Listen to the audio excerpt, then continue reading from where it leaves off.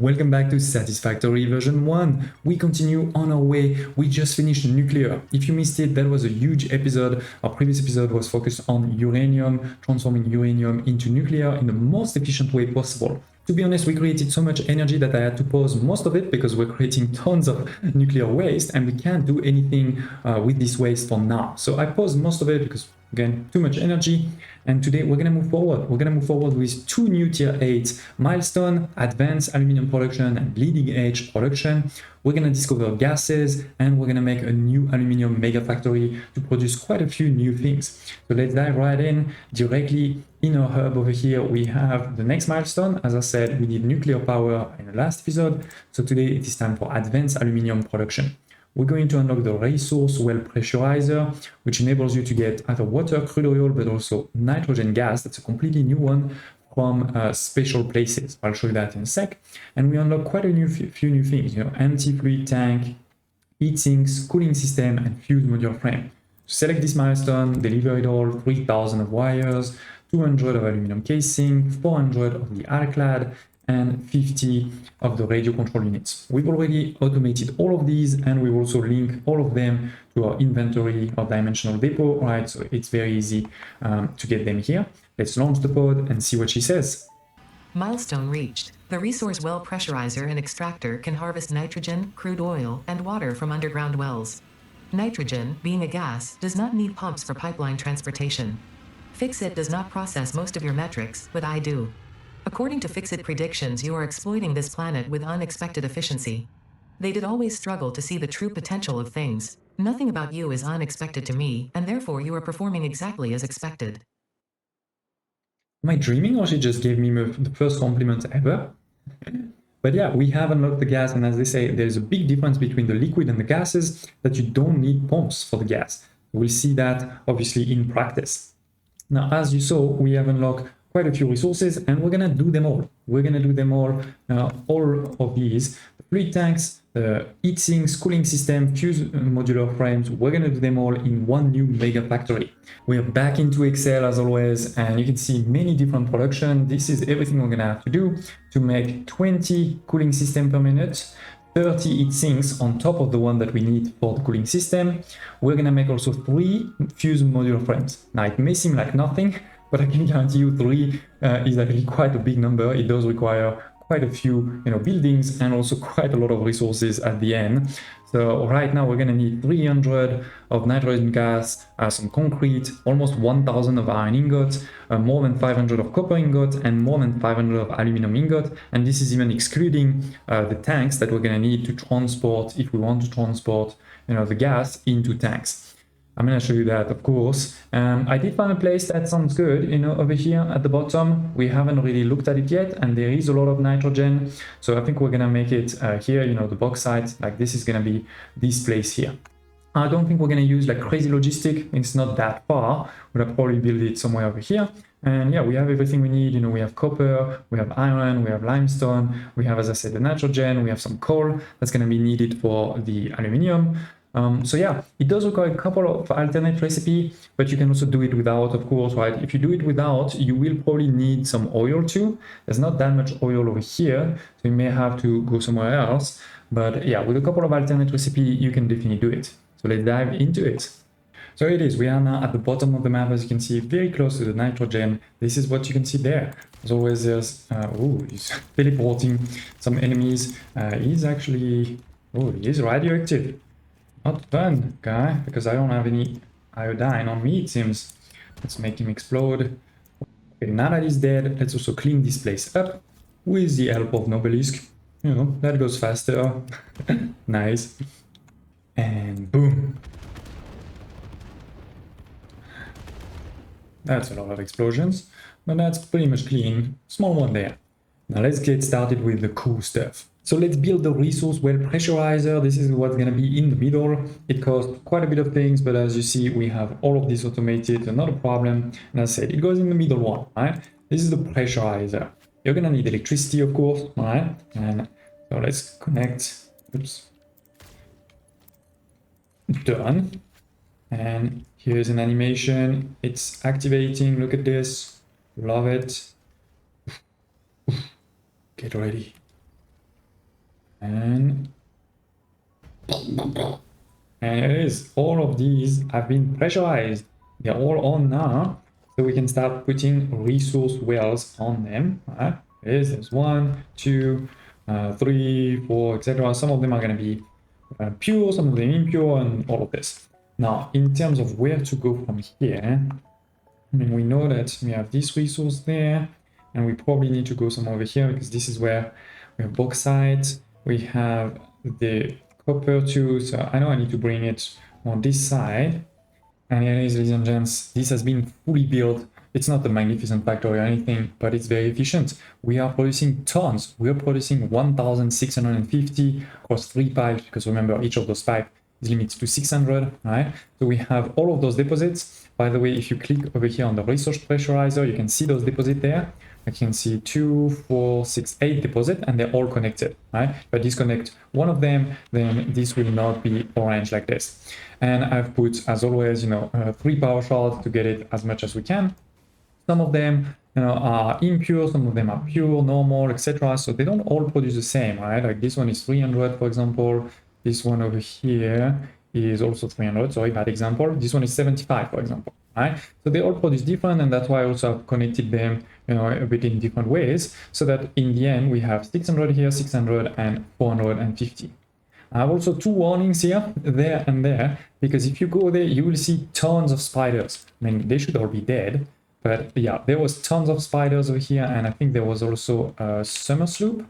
And then over here, it was similar. If you, go down there here into this place there, you will see tons of spiders at the bottom. So that was 2 places you had to be very careful while playing into this area. But yeah, we killed them all, and now we're good. And that's not all. I've continued, we have basic productions, for example, miners Mark II, 1, 2, and 3, 4 for iron. So making tons of iron. It's actually, I think, 600. Yeah, 600. So this one, for example, is 150. I mean, I think they're all 150 basically. So that's 600 in total for all 4. Then we have on top here a miner for coal, also making 600. So that's what's happening, right? Over here we have all of my gas, and here we have iron and coal. And we remember we don't need to put any pumps, so that's great. The nitrogen just flows into the pipe. And then we get, more towards the center of the map. Right, we're exiting this area, we're connected all of these, the coal and all of the nitrogen, and we're coming into this area. In this area, we're going to get even more iron, we're going to get also some limestone, we're going to get some copper ore, and we're going to get some bauxite. All of this into a gigantic factory to be able to make, of course, aluminium, but also to transform it, as I said, into those advanced things like cooling systems. Now I've went, as always, a bit overboard. As you can see, this is producing more than what I need, but this way, first of all, I'm using all of the resources, and secondly, I have some reserve for the future. So yeah, we have 1 more iron coming here, and then there's the 3rd iron, I think is this one, and then behind it, you will see here, this is the limestone. So then we're going to use the alternate recipe where you add a bit of water, right, to make this production more efficient. So if we start quickly on this side, I'm not going to go too long because this is nothing new, but it did take quite a bit of time. So we have over here the concrete, right? Limestone plus water is going to make the concrete. So we have actually the water coming over here, and the limestone is below. The water comes from this. There is a pump here to get it just above, and that's it. And then, we start making this concrete. So we merge all of this concrete. I have added a couple of dimensional depot to make sure, because we do use a lot of concrete when we build something like this. So having multiple dimensional depot enables me, right, to increase the speed for concrete. So that was quite important. Then we're doing the same next to it on the iron. So we're gonna have some water, and we take the iron over here. There is 3 belts. So the first one goes here. We have the second, the third. So the iron goes up, right? The water will also go up here. And then this is the second block of iron, basically, where you take the second belt now, right? Goes down, and it does the same. And the third belt, I think we haven't used yet. So I can even use, 1 more belt here, if need be. And with this, obviously, we're making tons of iron ingots. think it's yeah, 585 for one line, 520 for the other line, because this line is 8, this line is 9. They're nicely aligned. You can see over here nicely aligned for this, the iron, not aligned obviously for the water because you can't align them both. But yeah, this is the same thing over here and over there, right? So we have also two outputs here that we're not using, but we have those awesome things anyway. So this is basically overkill. This is not used at all. And even those ones, I am using most of it. As you can see, for example, on this belt, it goes here. Very few are going into this awesome sink. On the other one, there's definitely more going into the awesome sink. And we're going to use, of course, you know, this iron you can see below to make many things. We have also the same thing for copper over here. Exactly the same. You know, you can see the water at the bottom. We have the copper that comes from those two copper deposits, all right? And it goes here and creates tons of copper. I'm not going to show you. Instead, let's focus on what we're doing with all of this. So we're going to create a lot of steel pipes. I know I could have brought, you know, some coal, but I went, now let's just do this alternate recipe. But if you want to use the normal recipe, yes, you need coal with your iron. We do a lot of steel pipes and they go this side. Then we're going to do on this side a lot of screws. It is 10 of these. 10 of these, and you can see they're all green. As always, you know, it's like first you go there, but if you're full for some reason, or the fact that we're producing just a bit more, you know, I need something like 9.33 if I remember correctly, and I have 10, right? So there is just a bit of screws that will go there. Then on this side, we do two things. On the right, we are doing the iron plates. On the left, we're doing the iron rod. This is what you can see here, iron rod and iron plate. Then they all go on this side, and we're going to start, you know, putting them into assemblers. So this is the constructor place. Then this goes into the assembler place. For the assembler, I done something pretty neat. Is if you look, for example, at this one here, you see that all of the resources are coming from down.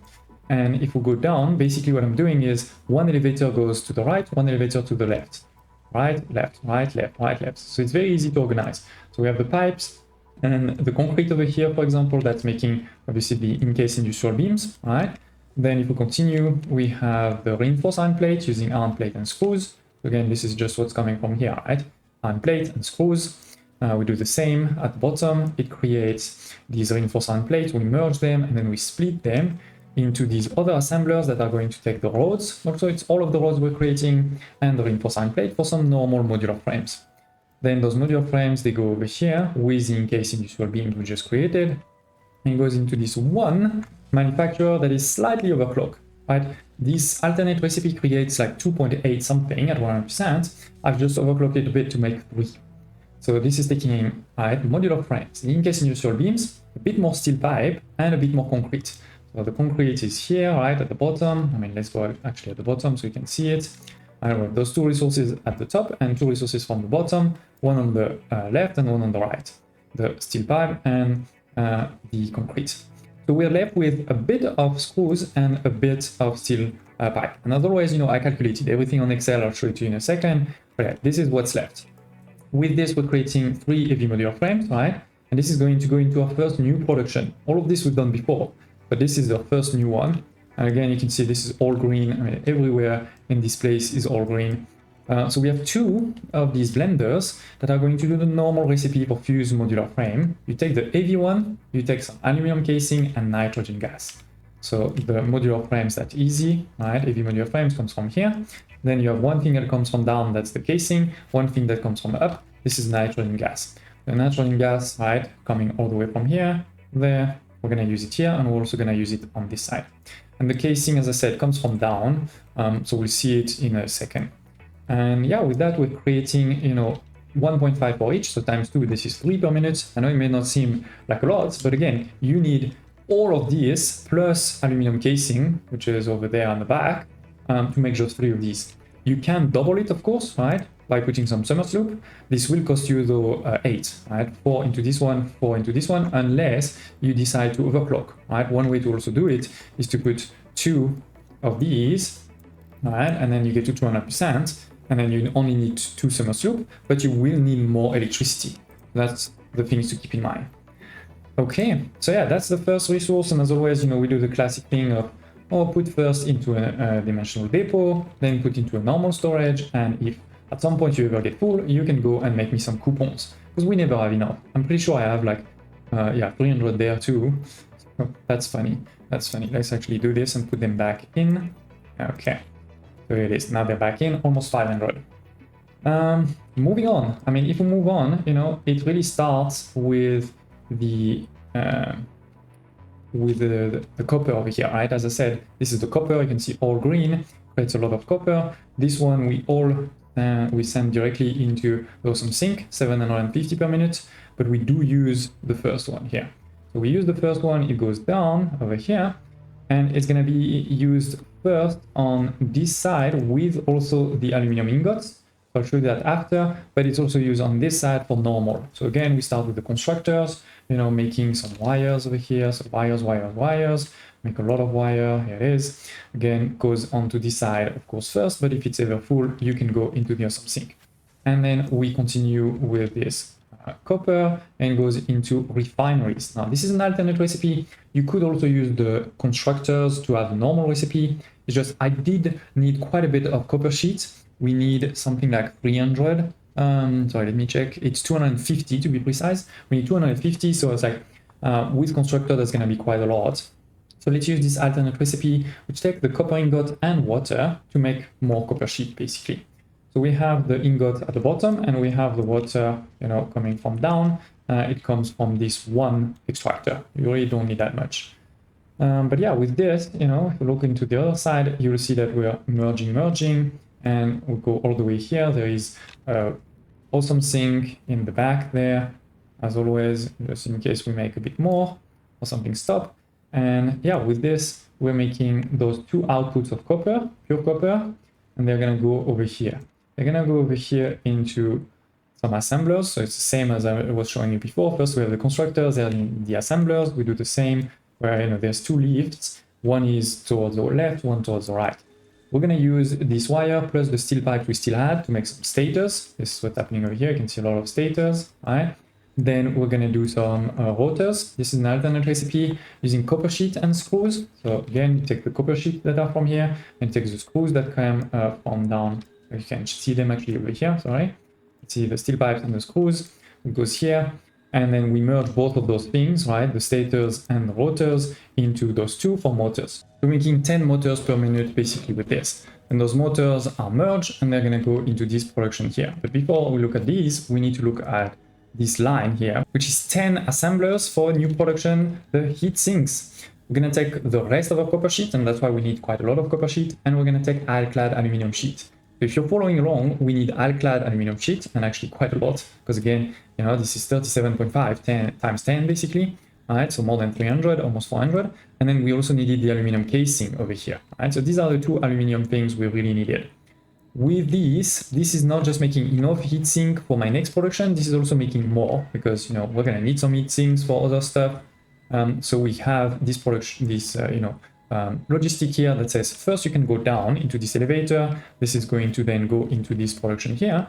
But when you're full, please start filling this out. Filling out, you know, a dimensional depot, but filling out also storage. And then, you know, if this is all full, you can give me some coupons. And to be very precise, you know, we're making a bit more than 70 and I only need 50. So we're making a bit more than 20 on bonus if you wish. But yeah, the big one here is another blender, and there's actually 4 of them. That's going to make cooling system. Now there is actually two recipes for the cooling system. The normal one is using the heat sink, water, nitrogen gas, and then rubber. And then we have this alternate that I'm using, which is using less. It's using the heat sink and the nitrogen. It's the same, but instead of water and rubber, it's using motors. So you could say motor is a lot more complex. But at the same time, motor, in my opinion, is a lot easier to do because you just need copper and iron versus this means you need oil, and oil is always a bit more challenging. So that's why I took this one. It's not even for the productivity, if you wish, to be honest. It's really, and why motors? Oh, it's coming here. So yeah, this is really for the motor simplicity of not having oil. But yeah, we have 5 in each time 4, that's 20, right? So 20 cooling system per minute. That is really nice, and especially because I can also put the summer sloop to multiply, right? If need be. So yeah, as always, we start with dimensional depot uploader, then we have a storage that for now is empty. No, it's not empty at all. Yeah, it is, because we're making 20 per minute, so yeah. And then lastly, the awesome thing. So this is the last new production, but there is this whole piece here that we haven't talked about. This is for aluminium. Aluminium is not that simple, right? So it takes all of this just for that.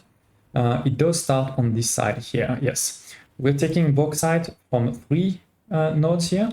Those 3 nodes are actually going into 2 belts. One is not enough because it's 600, right? Like 600 here and then 150. And then we have a 600 of coal. This comes all here with a bit of water too. This will go into these refineries. There are 3 here and then 2. I'm going to show you in a second why. Taking the slopey alumina recipe I showed you before. This is bauxite and water making alumina and not making silica. Right? So we're losing silica, but it's a better ratio of bauxite to alumina solution. So yeah, we have the water coming from here, the bauxite there, and remember what I said, there is one belt at 600, one belt at 450. So this is why we have 3, that's 600, and 2, that's 400. So there's also 50 here that is not used. And then these create the alumina solution. Now, interestingly, this is producing 250, this is using 250. So I just have 1 to 1, right? 3 on this side, 2 on this side, and a pipe that just goes directly. And then we need on top of it a coal. Right, it's 120 for each times 5. That is indeed the 600. So that's perfect. The only challenge is this is creating water on top of the aluminum scrap. You could potentially package it and send it into awesome sink. But what I did is, in my opinion, a bit smarter. Is if you look at this, this is creating 120. So times 5, that's 600. 600 is exactly the water that we need for these 3 here, right? Because it's 200 each.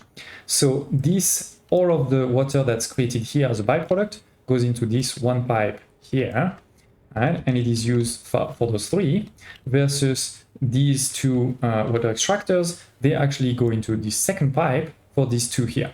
Now, of course, I had to send a bit of water here to get it started. So what I did is I just connected it like this. But then once it started, you can take it out so that this works perfectly at 100%. Now we're making scrap and quite a lot of it, right? Because it is 360 each. So we have 1 elevator for each of them. Each of them has 1 elevator. Oops, sorry. Need to go back up. And so this is those 5 elevators here. Then it will go into these blocks. These are my typical blocks, blueprint over here of smelters, 6 each, because that works perfectly. It's as if they made it so. Each of them is 60 of scrap, right? So 60 times 6, 360. This is exactly what we're taking from each. So we have 1 block here, a second, a third, and then a 4th and a 5th. Right? So it's all connected, and then we're going to merge into 1 line here and 1 line there. You can't put it onto just 1 line, it will be too much, but 2 lines is totally fine. And then it goes here, as I said, right on one side we have 360, on the other we have 540, because there is 3 blocks here and only 2. If it's full, it can go into those 2 or something. I have tons of energy, so I don't care, to have 1 more. And yeah, then it goes down, and it's gonna go down and start doing things into assembler mainly. There is also this small here, but first let's talk about the assemblers. This is the alkyd aluminum sheet, taking aluminum ingot and copper ingot. This is why I said earlier that the copper goes both on this side and then on that side. On this side, same thing, we have on the right the copper, on the left the aluminum. All right? This is using everything we have from this belt. And then we have the second belt that's going over here for 2 other assemblers that are making the aluminum casing with an alternate recipe. You could use the normal one, but this is more efficient. Using a lot, but it requires therefore only 2 assemblers. And then we do the same as always, right? If you're full, you can go into an awesome sink. If not, start going into where you need to be. Into where you need to be. So yeah, this is the aluminum. Sorry, in the water. This is the aluminum casing and alkyd sheet. I did do a small additional point here, which is a couple of constructors using the rest of the aluminum ingot to make empty fluid tank. This, you can use it to package your gas and a few other things. Now, we're not packaging our gas because we're just piping it, right? But this may come, this may be useful in the future. So for now, it's just creating points for me, but in the future, that can be useful for sure. So it is, ladies and gents. I know, this is not a beautiful factory, but it is an efficient, right? Everything is green. You can see all across the map, all green, green, green everywhere. This is using quite a bit of resource, right? We're using all of those resources here, all of those resources there, and we're creating quite a lot of new things. We have added 3 new elements to our dimensional depot, the fuse modular frames, the heatsink, and the cooling system. So with this, we're going to be able to do the next tier 8 milestone. So let's go back to the base. So it is, we're back at the hub, and our next tier 8 milestone is leading edge production, which will unlock the turbo motor. It's completely new production that we're going to have to automate, of course. The Manor Mark III, that's the final Manor at this point in the game. And remember that each mark of Manor doubles the production. So if you had a Manor Mark II that was fully overclocked on a pure node making 600, now you're going to make 1200. That's pretty good. And then we have the thermal propulsion rocket. That is the third good that we need to give for phase 4. So we're going to have to make those ones too, of course, in the future. But by the way, if you played the early access version of the game, you may remember crazy numbers over here. They are not crazy anymore, right? We only need 500, 500, 250, and 100. It's not that easy either, because making one nuclear pasta, for example, is not that easy, but at least we only need 100. Anyway, we have 3 resources needed: the fuse modular frame that we just automate, so perfect. We have the supercomputers that we automated in a couple of episodes ago, so all good there. And then 1000 steel pipes, so just make sure you have some reserves, but nothing extraordinary there. Let's launch the pod. The Manor Mark III provides top-of-the-line resource extraction potential, making it even easier to contribute to project assembly. Project part number 8, the thermal propulsion rocket, is the most complex project part of this phase as it requires turbo motors, and thus requires your best. Fix it, didn't think pioneers such as you could get this far. I am glad we have both proven them wrong. Indeed we did. We will get there, ladies and gents. We're almost there. I mean, even if you look at the next and final milestone of tier 8, we need 2500 of quick wires. That's fine, we have that. 200 of cooling systems, so good thing we automated this. 100 of fuse modular frames, so again, good that you automate that. But we need 50 turbo motor, and that's indeed what we're gonna have to automate in the next episode. You can look right now just below at the normal recipe for turbo motor. You're going to take some rubber, so that means oil, some motors, so that means at least some iron and copper, then some radio control units, which means a lot of stuff, and then some cooling system, which again means a lot of stuff. Now, I don't think we're going to create a completely new factory. I think what we're going to start doing is using a bit more of the drones so that we can bring the right resources in the right places. The good thing is with this, we will unlock plutonium. So this is the second part of nuclear. And with this, we can start transforming our nuclear waste into something useful. So I hope you're excited with this. Smash like button and hope to see you soon for this next episode of Turbo Motor and Particle Enrichment.